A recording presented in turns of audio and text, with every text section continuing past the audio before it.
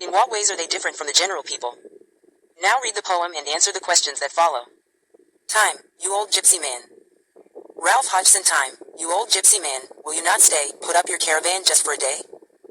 All things I'll give you, will you be my guest? Bells for your jennet of silver the best. Goldsmiths shall beat you a great golden ring. English for today. Peacocks shall bow to you, little boys sing, oh, and sweet girls will festoon you with May. Time, you old gypsy, why hasten away?